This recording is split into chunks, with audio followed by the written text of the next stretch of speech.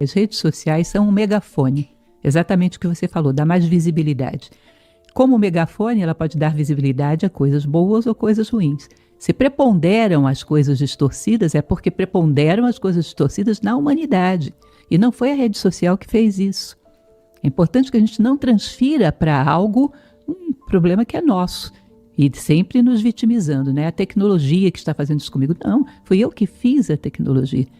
Eu me recordo que quando eu chamava um técnico para consertar o meu computador, ele costumava colocar no laudo assim, PO. E aí, que diabo é PO? Aí um dia eu fui perguntar o que é PO? Problema do operador. O problema do seu computador está entre a mesa e a cadeira. Ou seja, é o problema do operador das redes sociais, tá? Que é a humanidade. Ela tirou esse megafone. Ela vai falar mais baixinho, mas vai falar de quê? Das mesmas coisas. O que me deixa impressionada quando você fala de discussões sem honestidade intelectual, de pessoas que entram já para fazer comentários torpes, já com essa intenção, é que isso, num determinado momento, seria motivo de escândalo. E hoje não é mais. Isso já é esperado. Isso se banalizou. Ou seja, aquilo que seria um motivo das pessoas se escandalizarem, hoje está dentro de uma chamada normose, né? Se normalizou, se banalizou. Ou seja, as pessoas já esperam que os outros mintam, que os outros inventem. Elas não estão interessadas em quem está dizendo a verdade. Estão interessadas em quem torna a sua versão mais interessante e atraente. É aquilo que eu te falei, do distanciamento e da falta de interesse na verdade, como se ela nem sequer existisse. Se não existisse humanidade, as coisas existiriam? A Terra existiria, o Sol, os planetas? Ou é a nossa mente que cria tudo isso? Eu acredito, e muitos filósofos na história acreditam que o ser humano não está com essa bola toda. Eu também acho que não. O ser humano não está com essa bola toda. As coisas existiriam independente de ele existir ou não. Mas quando eu olho para essas coisas que eu estou te falando, para o mundo, para a natureza, para os planetas, para o Sol, eu vejo o mundo, a natureza, os planetas, o Sol, ou eu vejo uma projeção das minhas expectativas que eu joguei em cima dele. Ou seja, eu distorço as coisas, porque eu vejo só uma faceta das coisas, aquela que me beneficia. Uhum. Por isso que Platão falava que quando o homem sai da caverna, ele vê as coisas iluminadas pela luz do sol, ou seja, iluminadas pela ideia do bem, que é a luz do sol no mito platônico. Uhum. Quando a gente olha para as coisas, é como se a gente olhasse com uma lanterninha de pouca potência, que só ilumina um pedacinho das coisas, aquilo que me interessa. O resto fica na sombra. Se uma coisa não me interessa em nada, eu nem vejo. Fica totalmente na sombra. Ampliar essa visão, cada vez mais tirar esse vício do personalismo, de julgar as coisas segundo elas sejam interessantes ou não para mim. Uhum. Tem uma frase de Tolstói. É complicado, difícil. Tem uma frase de Tolstói que ele diz: há quem passe por uma floresta e só veja lenha para sua fogueira. É mais ou menos assim. Então, o sonho humano é que a gente veja a vida como ela é. Que não fique projetando os nossos interesses medíocres em cima de tudo. Lembra daquela música do Caetano Veloso? Narciso, haja feio, o que não é espelho? Exatamente isso. Que a gente pare de querer que as coisas sejam o nosso espelho. Que tenha essa possibilidade de tirar esse jogo de interesses e de desejos um pouquinho e ver as coisas como são. Tenha esse interesse, pelo menos, queira ver as coisas como são. Esse é o primeiro passo, né, para que se possa, algum dia, diminuir a nossa dose de desejos, diminuir a nossa projeção sobre as coisas. Você vai ver isso muito na filosofia oriental. Fala-se disso constantemente. A possibilidade de um dia o homem parar de se espelhar nas coisas e ver o que as coisas são, e inclusive ver o que ele mesmo é, tá? Em profundidade. A religião, ela casa com essa busca, na tua opinião? É importante que a gente perceba, voltamos um pouco àquela questão das redes sociais. Uma travessa, um pirex de macarrão, ele é uma coisa negativa? Ele é uma coisa destrutiva? Claro que não. Serve para a gente servir o nosso macarrão domingueiro, não é isso? Agora, um psicopata, um louco, pode quebrar esse pirex e cortar alguém, produzir uma ferida, produzir talvez até morte. Tá? Dependendo da intensidade dessa ferida. Ou seja, a gente não pode julgar o que as coisas são pelo que os homens fizeram com elas. Porque o ser humano tem uma criatividade para distorcer as coisas fora do comum. Não tem nada que a gente ainda não destruiu, né? Nada que a gente já não tenha usado para fins escusos. Isso. Isso é complicado. Mas a religião, como qualquer outra face da pirâmide civilizatória, ela é altamente necessária. Tá? Diz-se que existe uma pirâmide civilizatória, que é a ciência, a política, as artes e a religião. A sociedade necessita das 4 para se estruturar. Agora, você tem que saber que nem sempre aquilo que tem o rótulo religião, o que existe dentro do pacote é realmente religião. Assim como nem tudo que tem o rótulo política, o que existe lá dentro é legítima política. E assim por diante. Tá? E aí tem que haver um discernimento. E aí entra a filosofia, que nos ajuda a tocar em todas essas 4 faces, distinguindo aquilo que é realmente religião, aquilo que é realmente ciência, aquilo que é realmente arte, aquilo que é realmente política. Ela vai te ajudar a desenvolver um discernimento, uma capacidade, uma lucidez que te permita escolher dentre. É a etimologia da palavra inteligência, né? Interelegere, escolher dentre as coisas que não são aquilo que é. Tá? Porque sempre haverá essa dualidade no mundo manifestado. Nem tudo que leva um rótulo corresponde ao rótulo. Tá? E a gente vai ter que fazer escolhas. Para isso tem que ter discernimento, tem que ter inteligência, tem que ter capacidade de seleção. A filosofia ajuda a desenvolver essas ferramentas. Ela não compete com nenhuma das 4 faces da pirâmide civilizatória. Ela ajuda a ter esse discernimento para fazer escolhas ao longo da vida. Mas não podemos dizer nunca que a religião é desnecessária ou é má. Ela cumpre uma função importante.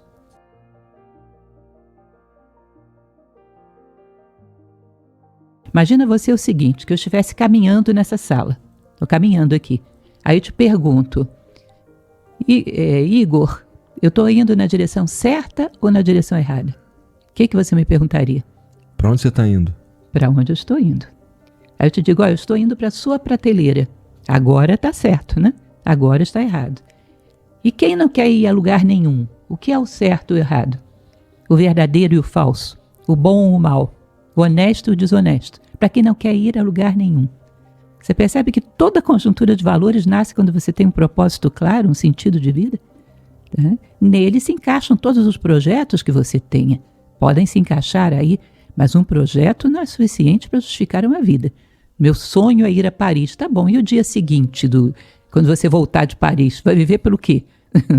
Pode ser até interessante se você tem um ideal de vida, que é conhecer determinadas coisas, se aprofundar em determinadas coisas, e vai lá e procura essas coisas, pode ser interessante.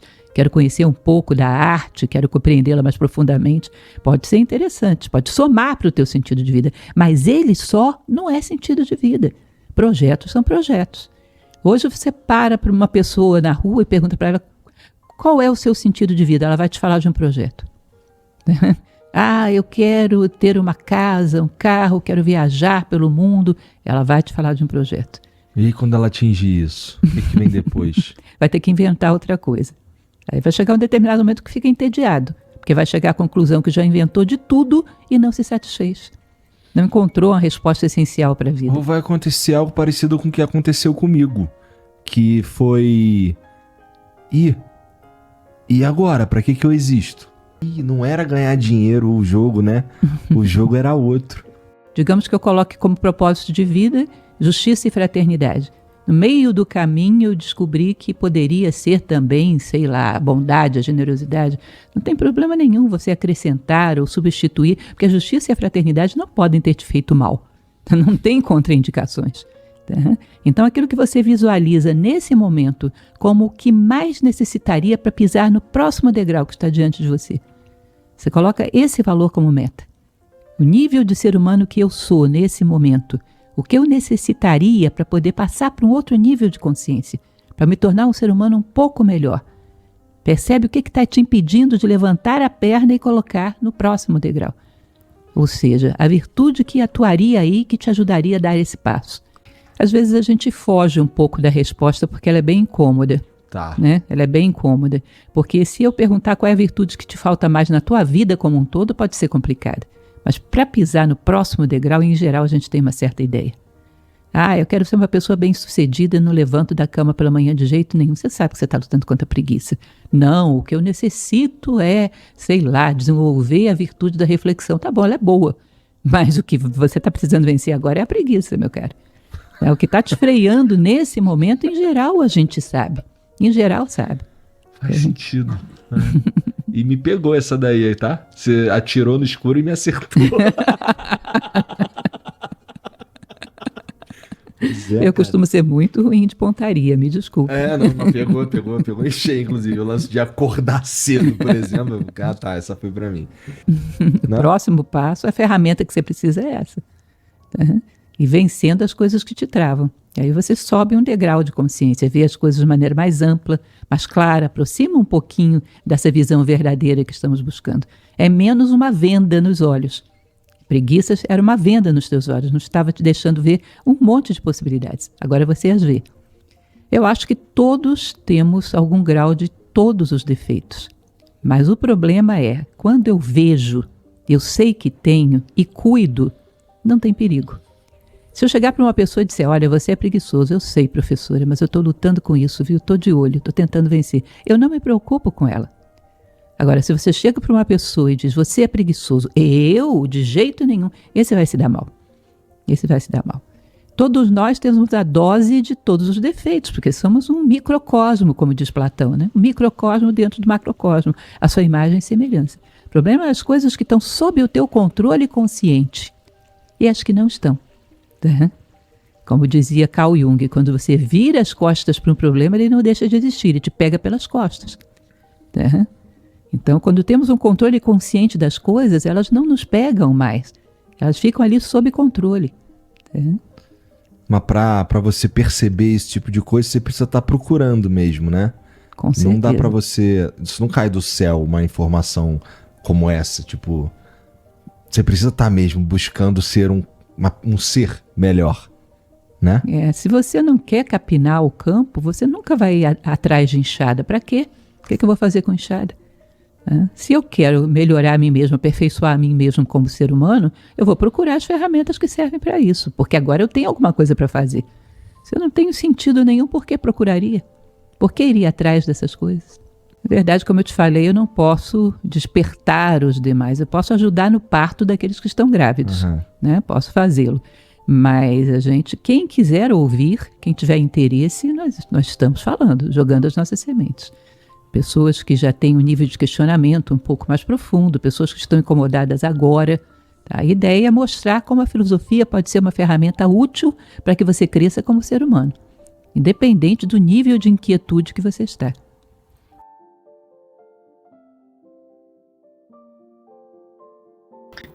A hipótese fundamental é de que essa lacuna é saudade de nós mesmos. Falta de vida interior, falta de realização enquanto ser humano. Porque se existe dentro de você uma essência humana que se realizaria com valores, com virtudes, com sabedoria, se você a ignora, ela não deixa de existir. E de dentro de você, ela não deixa de estar se queixando pela abstinência a qual você a condenou. Né? Você quase que deixa a sua parte humana sofrendo de inanição. Isso provoca dor, embora você não saiba de onde ela vem, você vai se sentir sempre angustiado, com esse vazio, saudade de si mesmo. É aquela pessoa que tem um medo terrível de ficar sozinho porque tem medo de confrontar a si próprio. E perceber que por dentro há angústia, porque ela não realizou seus sonhos, porque ela não foi fiel àquilo que ela gostaria de ser.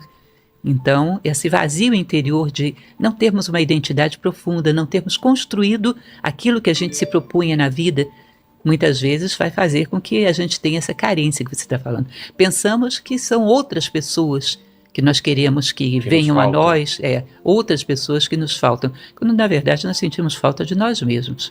Nos sentimos absolutamente ocos e à deriva no mundo, sem uma direção clara, sem saber quem somos.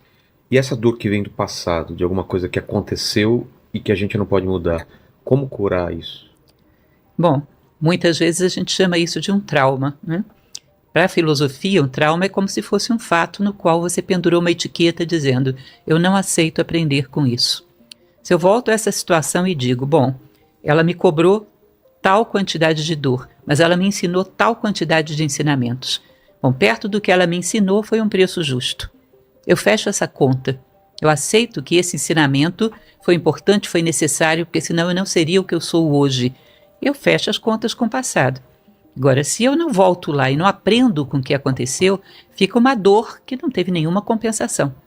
E isso sempre vai parecer para mim injusto. Vai ficar sempre uma conta em aberto, que vai sempre me puxar para o passado. É muito importante que a gente feche as contas com a vida, feche as contas com o passado.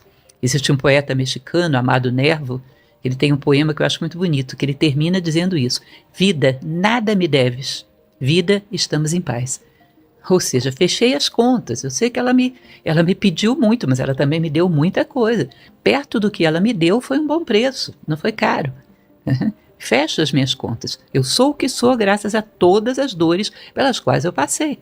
Se faltasse alguma dessas coisas, eu não seria o que eu sou hoje. Então, está bem pago, está certo. Acertamos as nossas contas.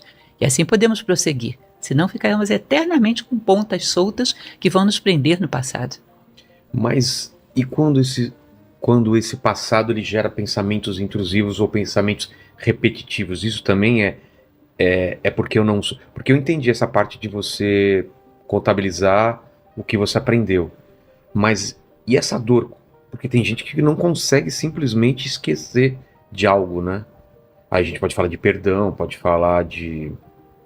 Qual outra coisa que vem para solucionar isso, né? Esquecimento não, né? Acho que não é a melhor alternativa tentar esquecer. Não. Nem sei se é possível, né? Integrar. Na verdade, uma coisa que seria boa é você não se vitimizar.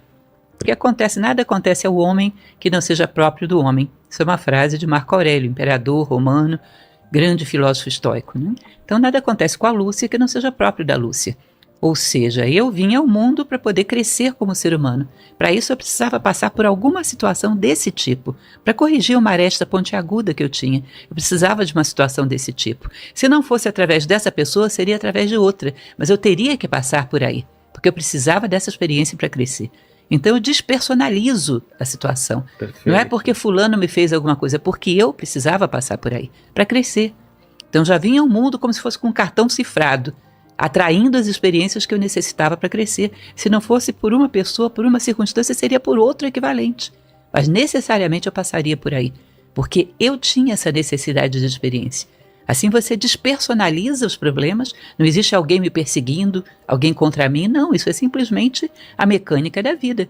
Ela me dá aquilo que vai me fazer crescer, e eu passaria por aí de qualquer forma. Então você aceitar as experiências como tendo sido atraídas pela tua necessidade de crescimento também ajuda bastante. Tá? E depois aprender com a experiência, como eu falei, ver o que ela... Sim, porque aprender. Tem gente que está preso num ciclo de cometer os mesmos erros durante a vida, né? Constantemente. Isso várias vezes. Os mesmos tipos de relacionamentos terminam da mesma forma, ou a escolha do mesmo tipo de trabalho que vai ter o mesmo problema. Eu vejo que pessoas repetem, parece que não aprendem com o que aconteceu na vida, né? É como se eu quisesse falar com você e ficasse te mandando cartas em envelopes diferentes. A mesma carta, no envelope quadradinho, você rasga e joga fora. No envelope comprido, amarelo, você rasga e joga fora. Enquanto você não abrir essa carta, eu não vou parar de te escrever. Os envelopes são diferentes, ou seja, as circunstâncias parecem diferentes, mas é a mesma mensagem que a vida está tentando te mandar. E você, enquanto não abrir esse envelope, não vai poder escapar disso. Vai ficar pela vida fora, tendo acontecimentos repetitivos. E o que é engraçado é que todo mundo vê, menos a própria pessoa. É tão claro para quem está de fora isso. E para quem está de dentro. E o perdão tem a ver com o que você estava falando, isso mesmo? De você não colocar em outra pessoa... a responsabilidade pela sua vida. Não é que essa pessoa, se ela te fez algo negativo, pelo princípio da causalidade, ela terá um efeito disso. Não existe nada que você possa fazer. Tá? Ela vai ter um efeito do que ela fez, mas eu não me envolvo com isso quando eu não tenho ódio, quando eu perdoo. Ou seja, o problema dela vai ter que resolver, ela vai ter que resolver isso para crescer, porque ela também está no caminho de crescimento. Mas eu não me envolvo com isso. É um problema dela com a vida. Tá? A partir do momento que eu sinto ódio e fico alimentando esse ódio, eu me envolvi no processo dela. Como diriam os indianos, me envolvi no karma da pessoa. E vou sofrer junto.